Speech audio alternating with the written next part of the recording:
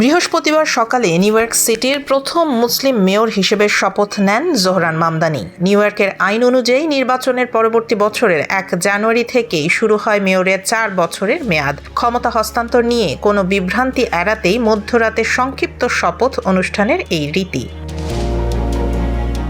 এবার সেই শপথের জন্য মামদানি বেছে নেন এক ব্যতিক্রমী স্থান, ওল্ড সিটি হল সাবওয়ে স্টেশন। শতাব্দীর মাঝামাঝি সময়ে বন্ধ হয়ে যাওয়া এই স্টেশনটি সাধারণত বছরে কয়েকবারই খোলা হয়।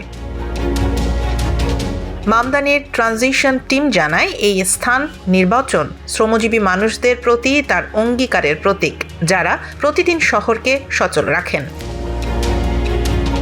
34 বছর বয়সী এই সাবেক অঙ্গরাজ্য আইন প্রণেতা নির্বাচনী প্রচারে ভাড়া বৃদ্ধি স্থগিত, বিনামূল্যে বাস চলাচল এবং শিশু পরিচর্যা সেবার প্রতিশ্রুতি দেন। জীবনযাত্রার ব্যয় কমানোই ছিল তার প্রচারের মূল বার্তা।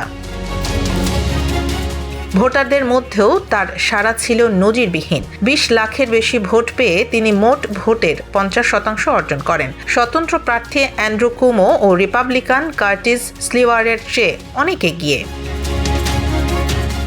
নিউ ইয়র্ক অঙ্গরাজ্যের অ্যাটর্নি জেনারেল লেটিশিয়া জেমস মধ্যরাতে মামদানির শপথ গ্রহণ করান। জেমস ছিলেন মামদানির প্রথম দিককার গুরুত্বপূর্ণ সমর্থকদের একজন।